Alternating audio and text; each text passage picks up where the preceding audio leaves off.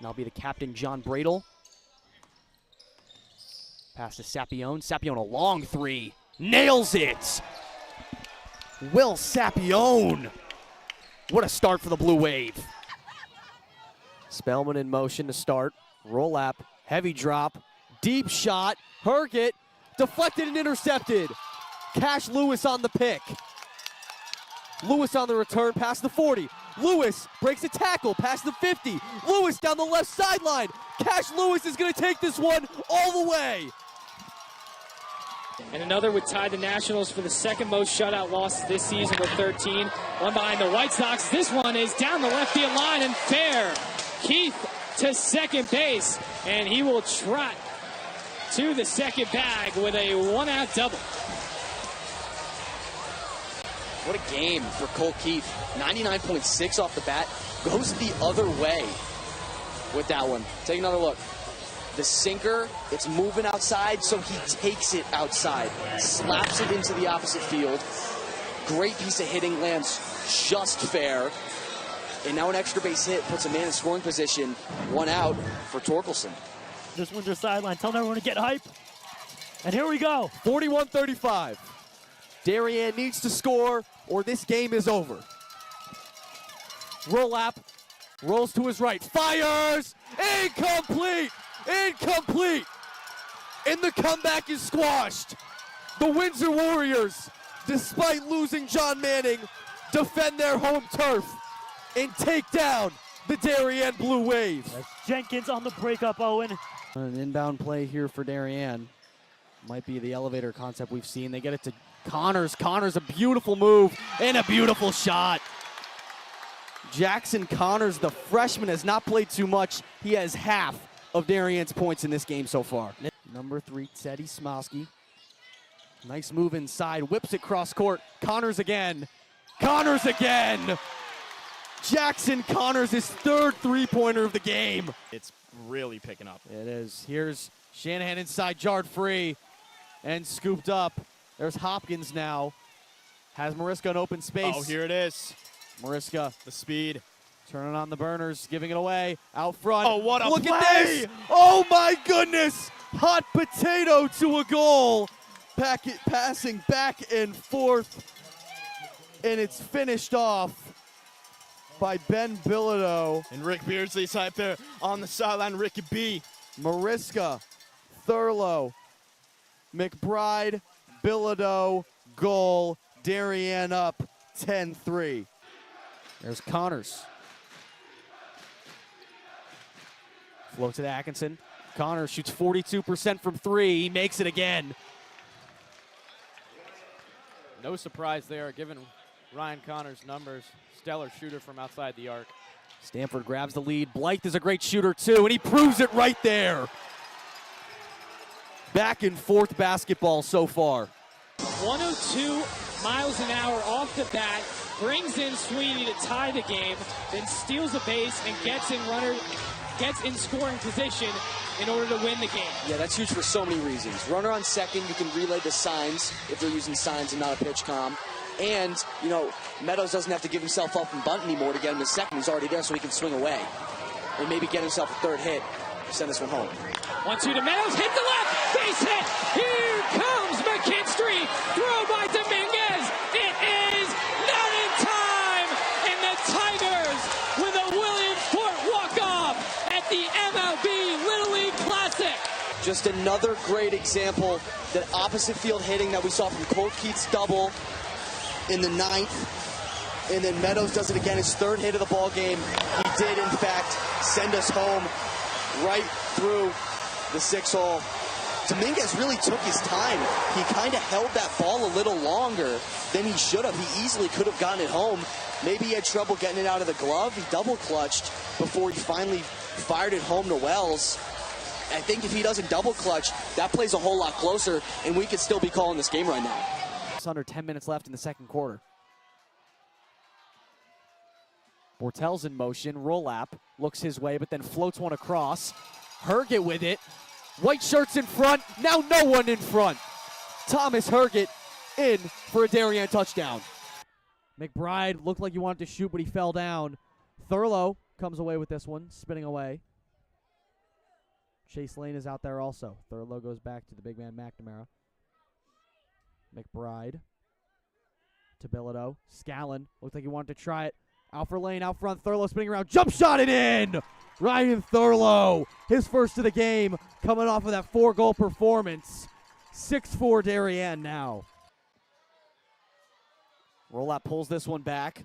Designed run, it looks like. Rolap carves his way through the defense. Down the left sideline, Rolap is in for 6. Power play is over. The Rams successfully have killed off 2 straight penalties from their 2 best players. And look, here Here's comes Tully on a breakaway. The best player of the SYAC. She nets it right out of the penalty. The best penalty that's ever happened to the Rams. They score shorthanded on it, and Maddie Tully makes out and puts another punch into the blue wave. Gavin Lynch guarded by Levine. Lynch spins around, trying to find open space. Levine with some good stick work. Lynch spinning inside, out front, down low, scoop by Persinger. A nice save there from the senior goalkeeper. As Fiorita's just holding it up against the boards, 5 seconds, 3 seconds now. Darien is back where they were just 2 years ago. This time, it's a perfect season. The Blue Wave are your 2024-25 Connecticut Girls Ice Hockey State Champions. Big Kevin Rush in the slot still. Ben Rolap play action.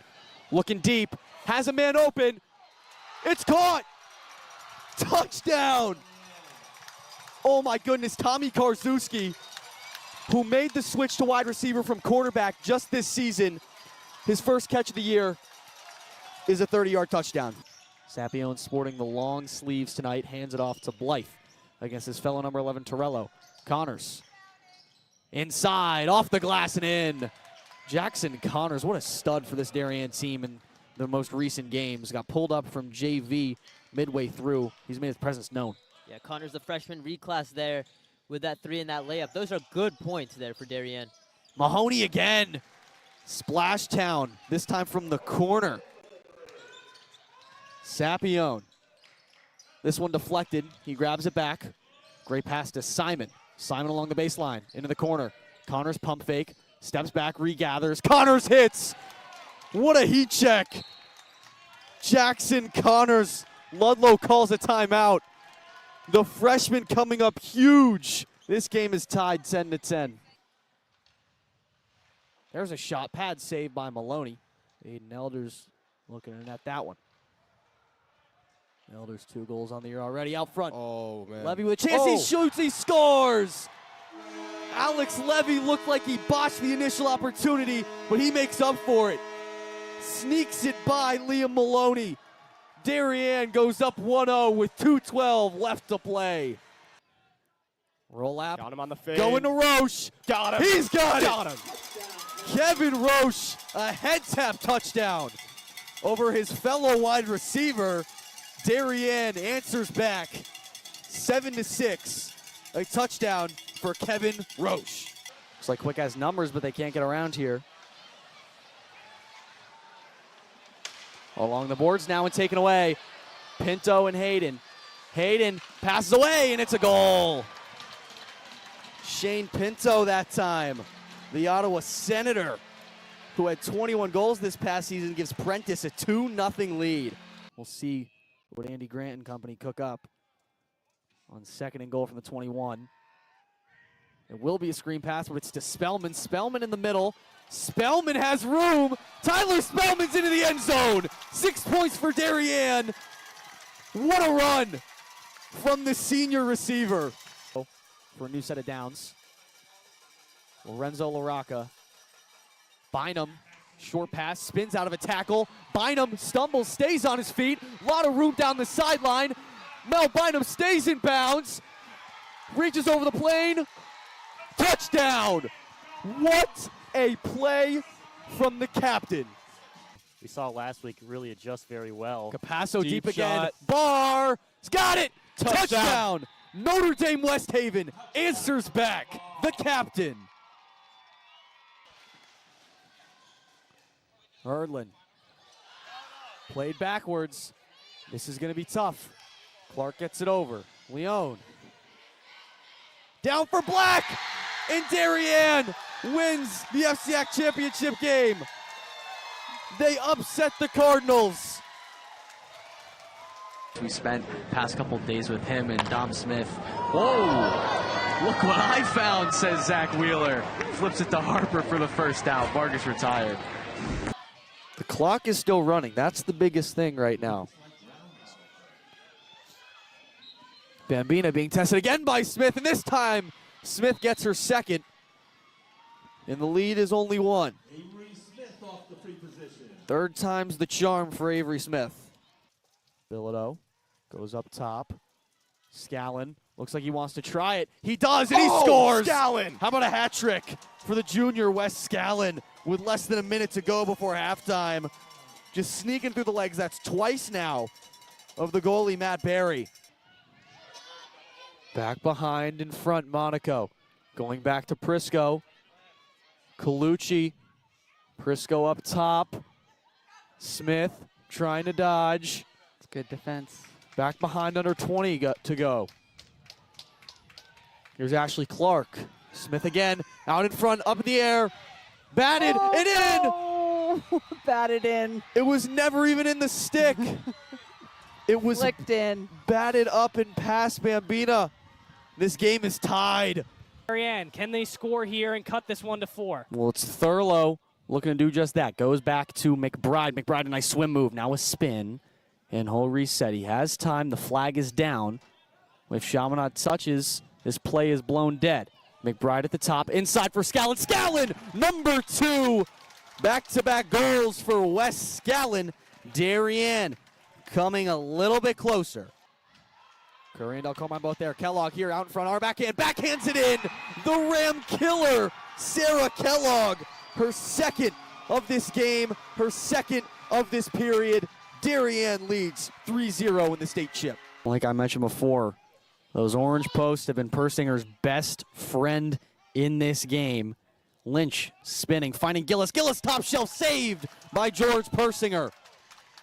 Oh, but now a takeaway. Firing on net off the iron again. Jack Mariska now smothered. Pops up. Chaminade, shovel, tipped in. It's tipped in by Connor Cutton. As their backup goalie, Robbie Scolero, in now. Costly mistake there from George Persinger. Here we go, into the slot. Bluestein, backhand. Saved by Scolero, out front, second chance is in. The Lions capitalize this one right back, 2-2. I believe courtesy of Gorilli again. Long down to Bach, trying to get it before it crosses the end line, and she can.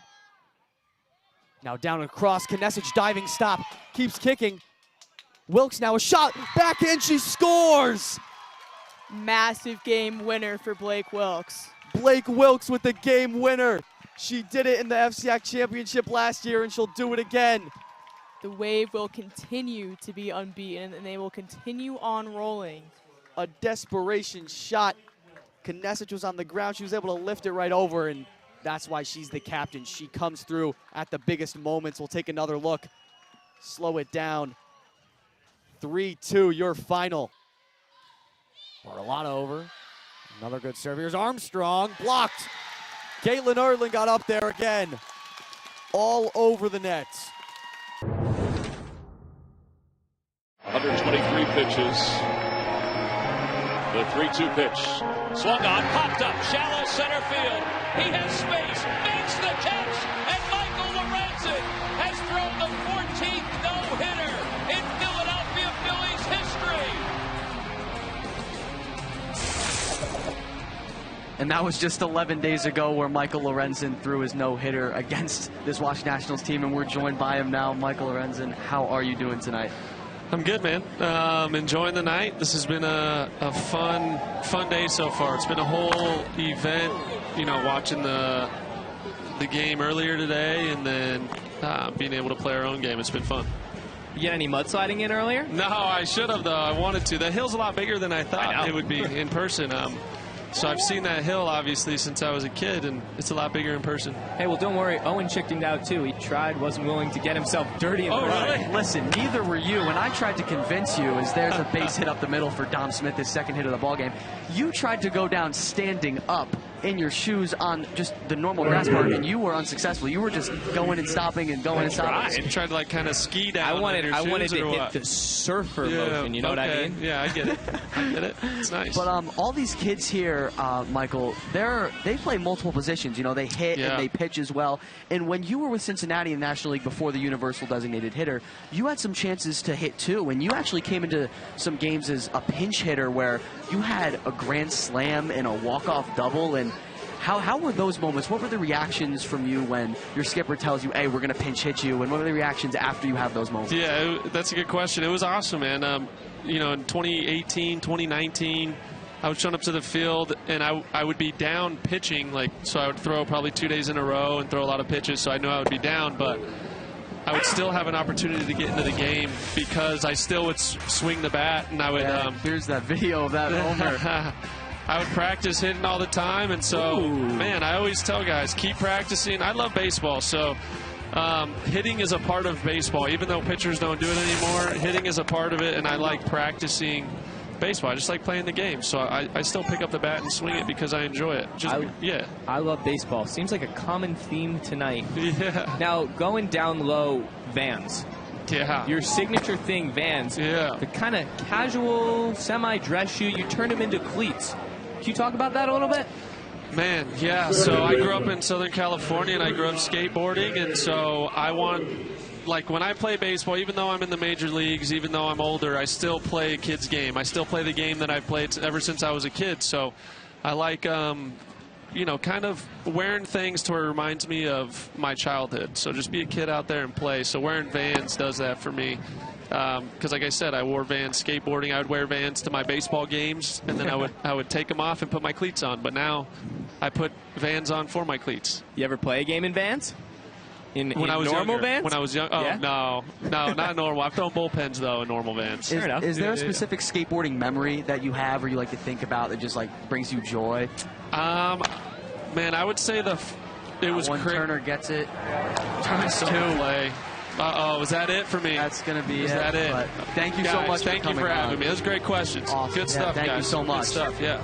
Thank you, Michael. Yeah, so we will be right back in the World Series, the Little League Classic World Series, coming up right after this. Okay, so David, I want to be able to talk to you about, Tarek Skubal and the new phenomenon, the seam-shifted wake. His changeup is one of the filthiest in baseball. You have your ball right there, but I'm a pitcher too. I played baseball in Darien, where I'm from in Connecticut, and I was kind of like Skubal. I never liked pronating my wrist and driving the thumb towards the ground. So when he throws it, seam shifted wake is when the seams kind of catch the air and make it move in that direction. Exactly. You let the seams do the work for you, and you trust the grip rather than trying to help it, as you said, turn it over or pronate on it.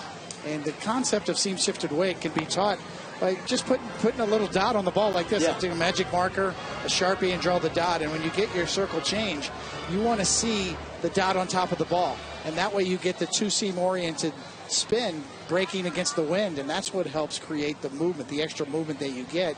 And you could stay on the side of the ball, almost like a cut fastball grip. You could use the seams that way. Yeah, I mean, the pitch is the fastest it's ever been. It's moving at the most that it's ever been. Nats will meet at the mound, and but I have to go back to finish Pepper's question, because sure. Pepper and I, we go way back. Yeah, Pepper, let's hear it. So Thank you, Eduardo. You got it. I'm very biased. I got you. So bottom line is, to have these kids sinking their teeth into a juicy quarter pounder, 2 patties, by the way. It should be a half pounder. You kids at home, do the math. Why is it a quarter pounder with 1 patty, but still a quarter pounder with 2 patties? That's a question to be answered later. I'm not sure that's a question that can be answered. Yeah, it is. It's a half pounder. I'm going to side with Eduardo here. I think that's a half pounder. Right? I would have to give that a half pounder. Half pounder. I have to agree with you. I mean, what's up, McDonald's? See? Half pounder. I struggle with here that first, one. guys. See, this is why I'm more of a Wendy's guy. No. I'm more of a Wendy's guy. Absolutely not. Anyway, so they ordered the sundaes. you had three teams. We had the Giants, the Dodgers, and of course the Yankees. And if you were a fan of one of these teams, you automatically hated the other two. So living in Brooklyn, everybody was assuming I was a Dodgers fan, but I was a Giants fan, which was dangerous living in Brooklyn being a Giants fan. So I hated both the Dodgers and the Yankees, and I wind up managing both those teams. And how did that happen? Were you kind of skeptical in the fact growing up, not liking this team at all?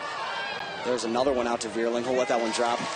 Base hit for Torres. Well, I think it was the fact that the Yankees won all the time, and you sort of pulled for the underdog. I think that's still a lot of people do the same thing now when they have an underdog. They like to pull for a new team, and the fact I was a Giants fan, being the youngest of 5 children, I sort of was brought into the family that were Giant fans. So it was automatic for me as the youngest that I just jumped on board. But the Yankees were, they were a team that were in the world. They were in the World Series just about every year, whether they played the Dodgers or they played the Giants on a couple of occasions. But you always admired them. You may not like them, but you always admired the way they went about their business. Yeah. All right, I'm here with the player of the game, Ben Curtis. Ben, forced fumble, pick 6, the only touchdown of the game. Describe that. You're a junior, first year on varsity. Is that an awakening for you or what? Best feeling ever. I knew the play, knew the route was coming, just jumped it. Best feeling ever. And 3-0 now in the year. Yeah. First game under the lights now. How's the energy? Oh, it's amazing. Fans here, it's crazy. Best game I've ever played. It's the second game I've ever played on varsity, so It's crazy. All right, well, thank you so much, Ben. Hey, enjoy this win. Thank you. Friends and family out here. All right. Have a good rest of your night. Yeah. You too. Hello, everyone. I'm Owen Heffron reporting live outside of Citi Field in Queens, New York, and the Mets have got their man. That's right, superstar slugger Juan Soto has reportedly agreed to a 15-year, $765 million contract, along with a $75 million signing bonus and an opt-out after the 2029 season. It is by far the largest contract in MLB history, and Soto, who finished 3rd in MVP voting last year with the crosstown rival Yankees while mashing 41 home runs and winning a Silver Slugger, looks to keep up similar productivity with the Amazons. This is something that Mets fans have wanted for an extremely long time, and owner Steve Cohen has finally come through. I'm Owen Heffron in Queens, New York, sending it back to the studio.